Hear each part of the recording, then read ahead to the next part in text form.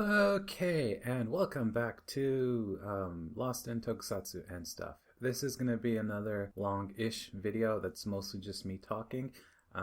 Maybe I'll throw in some video I captured today. Maybe I won't. I don't know. You're finding out right now before I am. I'm working on my next video right now. I'm almost done editing it. It's a bit longer than the others. Well, it's a bit more involved than the others. Ten Gokaiger came out on Friday. Today is Sunday, and so I saw it today. I had a pretty cool day today, so I met up with some friends. We, just hung out and stuff. And then on the way home, I decided that I would see the movie because it's short enough that I can watch it and, still catch a train home. So, yeah, here we are. So, long story short, how's the movie? It was alright. I mean, I'm not the biggest Gokaiger fan or anything, so as far as thinking it's like a great movie or not, you're probably not going to get that opinion from me. But I mean, it was all right. I enjoyed it. I enjoyed parts of it a lot. There's one part specifically that I really, really like. But yeah, let's just get into it. So I saw the movie a couple hours ago, so Sunday night around like 7 p.m. I went into a theater in Shinjuku, and for a Sunday night 7 p.m. showing, it was surprisingly packed. I would say maybe like 60% packed. It was pretty cool. And yeah, there were literally no kids in there at all. It was all adults, either like really older people in their 50s, people around my age, and people in their early 20s. So yeah, you had a decent spread of like young adults to older adults in there. So yeah, the movie, right? It's a short movie. It's about an hour long, which is typical length for a like direct-to-video Sentai movie. And the way these things work, the reunion movies, is that they're made as direct-to-video movies, but they're usually previewed in theaters for like a week or two, and then they get released like months and months later. But yeah, let's just get right into it. So.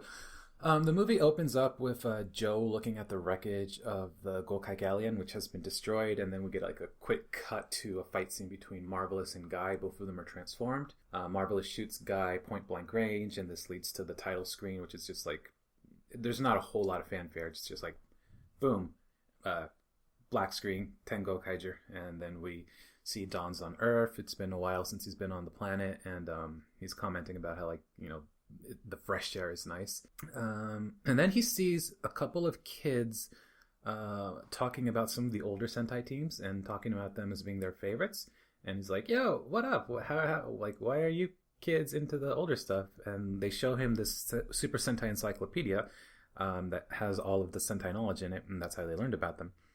Fun fact, the encyclopedia they showed them was actually released in Japan a couple months ago. I posted about it on Twitter. So yeah, it was just fun. It's a funny bit of product placement in there that's not very subtle. But yeah, after that, Guy walks into a park. He sees people watching a screen where various ninja rangers are being gathered, and they're about to have a battle. And the ref for the battle is, I forget his name, Tomo something Seki, the dude who voiced the Mobirates. He's the ref, and it's really cool seeing him announce the Rangers, with that Mobiritesy voice, but like in person on screen rather. It was really cool.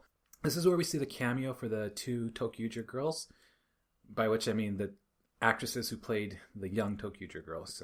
They're just, in the audience watching the fight. Don is kind of interested in what's going on, and there he meets a dude played by Metal Yoshida, who played Kamen Rider Bravo in Kamen Rider Gaim, and this dude's like explaining to him like what's going on, and then he reveals that he knows Don is Gokai Green.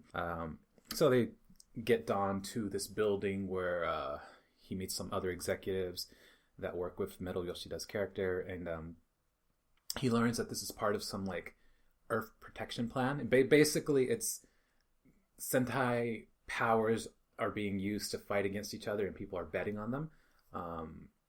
And I say Sentai powers because they're just using the Ranger keys and summoning them. They're not actually being used by anybody. So this is where Don meets Guy, and he learns that Guy is kind of like the inspiration for all of this, along with another character who's like a guy in his, I would say, mid to early yeah, probably early to mid-20s, who helped develop the system as well. And then Don kind of gets sucked into the betting aspect when he wins a ton of money. And Guy asks for his key, so they can use him in the fights, or use Gokai Green's powers in the fights anyway. Don is like, yeah, I don't have the key, and he tries to steal Guy's key, but Guy immediately takes it back. And then we see Marvelous crash landing on Earth, and it kind of mirrors what Guy said earlier, or rather what Don said earlier about like the fresh air on Earth. Only what Marvelous said was like, yeah, the air here kind of feels like crap, which is pretty funny. You got a laugh out of the audience. So yeah, then Marvelous sees what's up.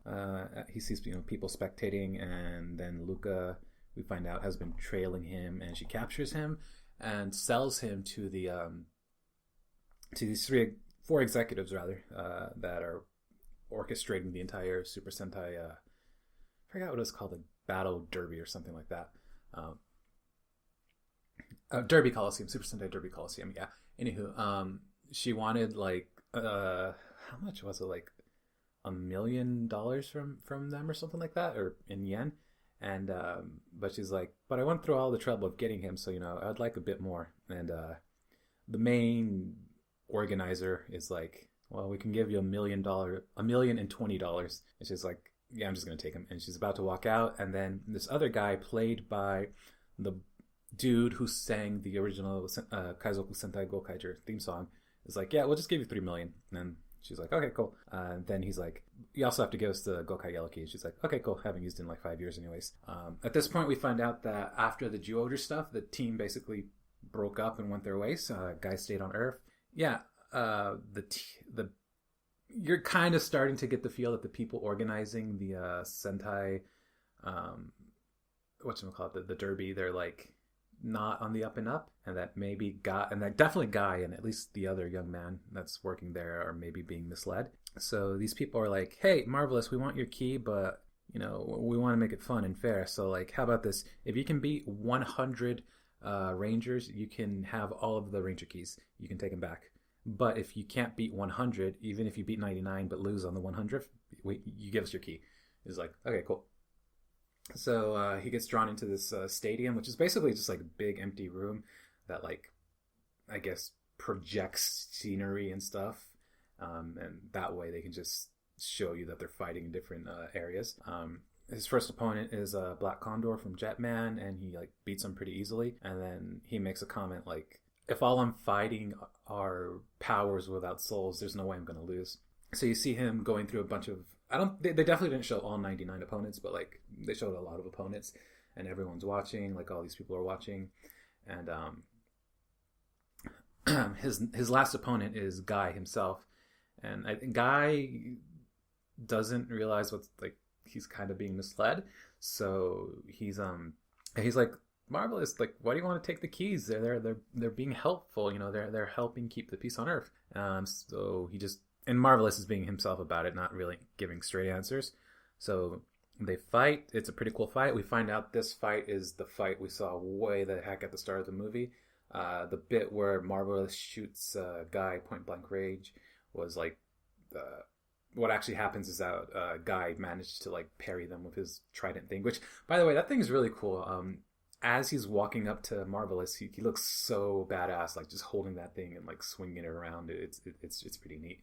But yeah, they fight for a bit. Marvelous is about to defeat Guy, but like before he can land the final strike, this invisible force stops him, and Guy manages to get a hit in and beat him. And then one of the executives, a lady, walks in and she's like, okay, you lost, give us your key, please. And that's when Aim shows up. And so earlier we saw a scene of Aim on Crystalia talking to Takamichi. But yeah, anyway, she shows up now. She's like, hey, I'm Gokai Pink, it's a pleasure to meet you. She shoots at people and then like disappears with Marvelous. And then Don's like, yeah, this is weird, something's up. And he's gonna go try to talk to the executives, but Metal Yoshida just like gut punches him. And then Guy and the young man he's been working with get thrown in jail, and Don's in there with them. And we find out that when Don tried to steal Guy's key, he actually made like a copy of one of the keys he had. which is what he uses to get them out of jail. But he ends up fighting Metal Yoshida's character to buy Guy and the other kid some time. They're going to try to steal back all the Ranger keys, but here they meet like the top brass executive who summons Red Ranger from Go Ranger. And Guy manages to swipe like 6 keys, but that's it, and they're all Red Ranger keys. There's a really funny scene where like Guy's like kind of paying reverence to Red Ranger. He's like, "I love you, but I don't want to fight you." So he's like, he just runs away. It was pretty funny. It got a decent laugh out of the crowd. So then we see at this point we know they're evil. The evil executives summon some Ranger keys to go after Marvelous and Guine, or Marvelous and Ime. There we go. That's her name. So during, like, before they're found out, Ime and Marvelous have a conversation where Ime's like, is there even any value in protecting this planet anymore? And before Marvelous can really answer, the other Ranger key summons show up and they have to fight. Guy and this kid are working their way towards them, but then they get attacked by Red Ranger and like 3 or 4 other Red Ranger summons. And this is when Joe shows up, saves them. And this is the second or third scene Joe has had in the movie. And this is like halfway into the movie, and he's had maybe a minute of screen time right now, up to this point rather. We also see that earlier this monster destroyed the Gokai Galleon, and this is when we see like Marvelous facing up against him. His eyes like blood. It's that scene from the trailer where he's like holding he's covering his face rather, and like there's blood dripping from where his eye would be, and Guy's just like still just confused about everything, and Joe gives this cool speech about how, like, you know, Marvelous isn't the kind of guy who would be easily swayed or who would let like some no-name alien just take his eye. Like, he's a bigger person than that, and that sort of gives the Guy some energy and oomph, and he goes, you know, Joe's like, okay, I'll handle these guys, you go get Marvels and stuff. So Guy and his friend go, and Joe has a cool fight scene with he defeats a lot of the Red Rangers like without transforming, and then goes up against Red Ranger from Go Ranger. He transforms, and he fights him without his sword, which is pretty cool. We don't see the conclusion of the fight, but we can assume that he won. Anywho, what else? Yeah, so Guy finally meets up with Marvelous. He like throws him and Ime the Ranger keys he managed to swipe, and this leads to the only time anybody does a Gokai change into past Rangers in the movie. So by this point, Marvelous and Ime are being attacked by the other Ranger key summons. So Ime becomes Yusou Red, Kirame Red, and Lupin Red, while Marvelous becomes Shishi Red, Patoren Ichigo, and Juo Eagle. So, you know, they fight, they win, everyone's all happy again, and then we find out that the Gokaigers were all kind of just like, they were all friends all along, like nobody was actually betraying anybody. What else? All right. So Don is still like, he kind of lost his fight against Metal Yoshida's character. And then Luca breaks in with the camera, like acting like she's a camera crew. And she's broadcasting this live to the city. And they're basically seeing these people beat Don up. And then Don manages to play a recording he made of their earlier on of like this secret evil plan they were talking about. And then we find out that they stole, that Luca and Ime stole an artifact from Takamichi that allows them to reveal the true forms of the bad guys to the world. And so there are 4 bad guys. We find out that 3 of them are evil aliens, and one of them is just like a really evil dude. And he's the top brass. But yeah, we see that the guy played by the singer for the Gokaiger theme song is like the main bad guy. He's the one who destroyed the galleon. And Metal Yoshida's character is pretty cool. He's like not in full. He's more in makeup than anything. So like all of his monster fight scenes are like they're him in, because he's got like face makeup and stuff. It's very cool, very old school Sentai. And then the other executive lady, she's just in a monster suit. We find out she's the one who like stopped Marvelous from beating Guy. So, you know, there's this cool fight scene here where we find out the reason Don doesn't have his Gokai Green Key is because Luca has it. So Luca transforms into Gokai Green. Don comes across the Gokai Yellow key and uses it, and he becomes Gokai Yellow. There's a pretty cool fight scene there. Then they meet up with the others. They find out that they've been together all along for like the past 10 years, even when Guy left them on Earth, to stay on Earth rather. They've always been together. And then there's a really, really cool moment that I absolutely loved. Like, I had an inkling that like this other character was kind of important, other than just being like a, I don't know, like a proxy character or something for the audience. So it turns out that this other character,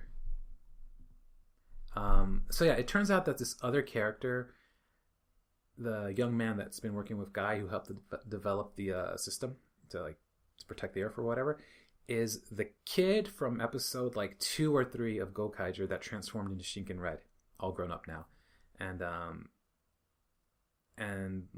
like he's having a bit of a crisis of faith, saying like, man, is there even any value in protecting humans or Earth? Because like we're all kind of crappy, it seems. He doesn't know that the bad guys are aliens now. And Marvelous and him have a conversation that's basically the reverse of the conversation they had in the show, where Marvelous is the one asking, is there any value in protecting this Earth, or is there any value in this planet? And the kid says, it's everywhere you look, and it's up to you to find it. So this time, Marvelous is the one saying like, it's everywhere to look, and it's up to you to find it. And the kid's all like, oh man, you remembered me. And Marvelous is like, yeah, of course I would. I thought that was a really cute scene, because like, Marvelous is a tough guy, but he cares about people. It was pretty cool. Then we see a really cool slow-mo walk as the team walks into battle against the bad guys. It's one of those random Toei like, hey, we're in a different scene now things. It's a pretty cool transformation. It was a little, part of it was a little wonky because it's a real-time transformation. So they're doing their pose, and then as the helmet forms, before the helmet forms, like when they're doing their pose, there's like a weird janky zoom in on each of the Rangers one at a time, and it looked really kind of bad to me. But other than that, it was a pretty cool scene. We also find out that Joe saved this red crystal he found in the Galleon wreckage, which is actually like a crystal that contains the last will and desire of the Gokai Galleon, which is to protect the Gokaiger and Gokaigers and get revenge, which is pretty cool because it shows that the ship actually cared about them. So this thing turns into a Ranger key, that big chunky Gokai Galleon Ranger key.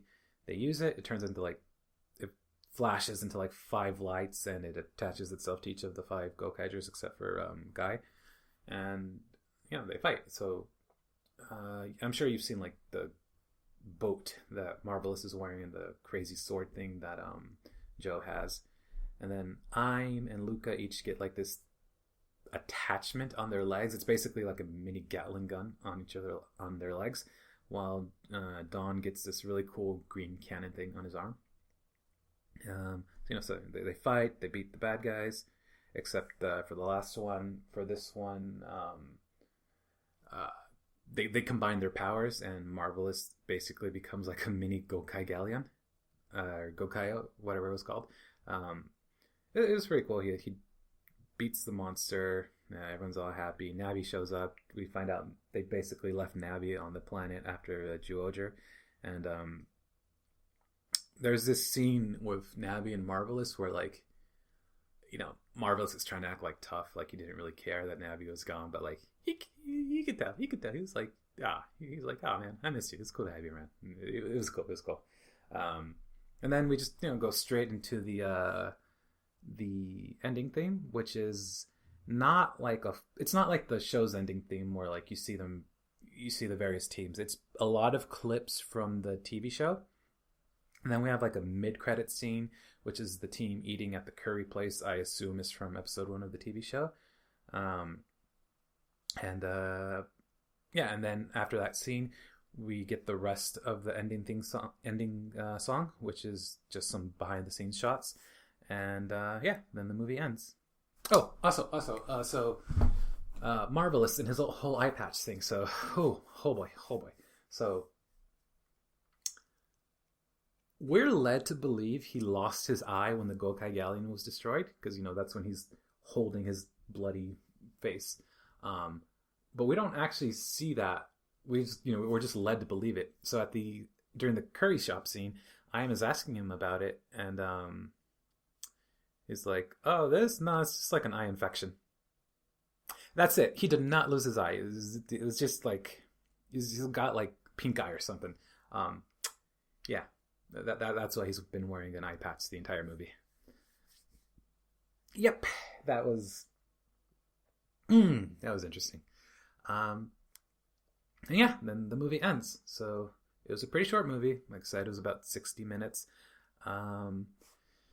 It was all right. It was okay. I imagine if you're like a huge fan of Gokaiger, you'd probably really like it because I think it hits all of the beats.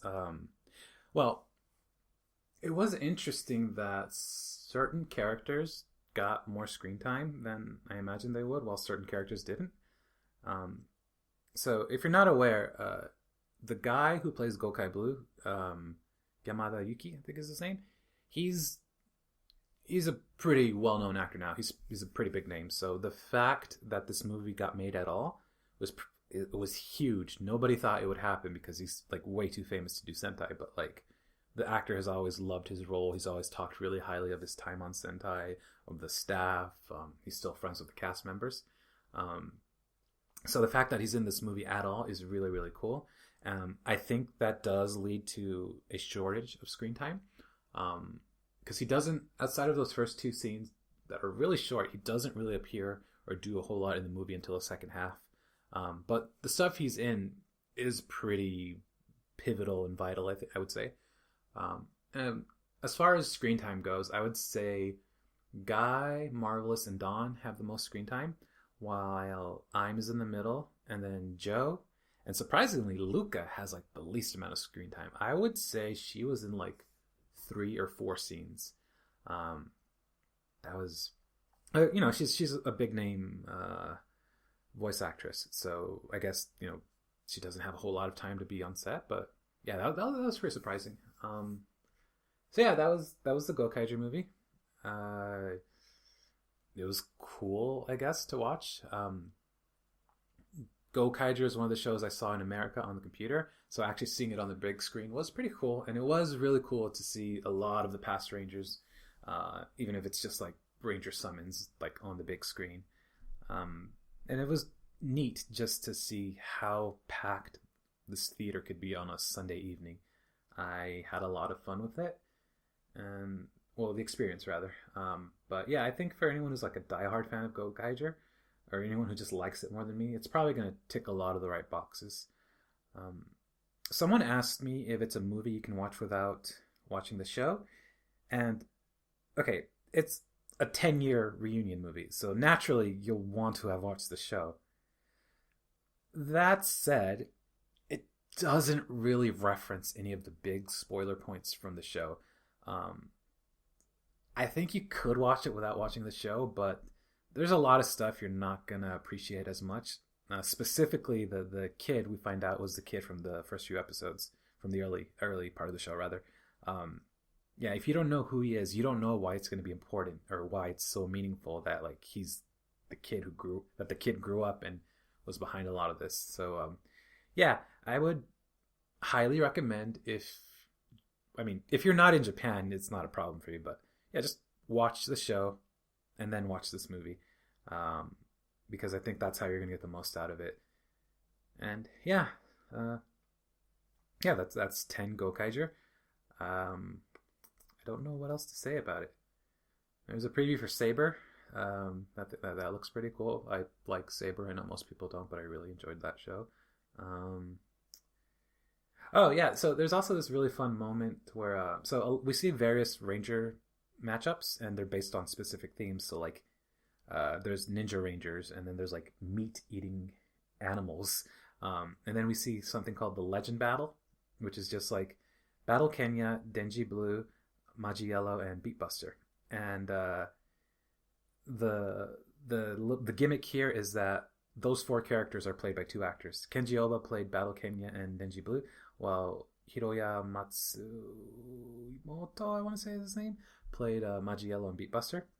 And then the same actor is one of two commentators who's commentating for some of the various battles. And at one point, like the Magiello and Beatbuster get like beat pretty fast, and he gets really, really sad about it. And he looks at the screen and he's like, I don't know why, but this really bums me out.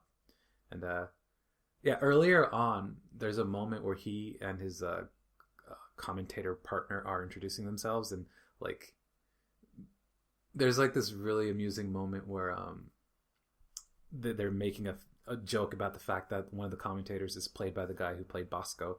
His name is Boscoda, but what's his face? The other commentator who played Magiello and Beatbuster there, he keeps calling him Bosco, but the guy's like, Boscoda, my name's Boscoda, please say Boscoda. And like there's a moment where like they just look at the camera. It was really amusing, and that got a surprising laugh out of the audience. It's neat. Yeah, I've also noticed that. So Japanese movie culture, or Japanese theater going culture and etiquette is interesting. Like, you can have the funniest scene in the world, and 9 times out of 10, people will not react to it out of like politeness. They don't want to impede the enjoyment of other people. They don't want to be a distraction or a disturbance.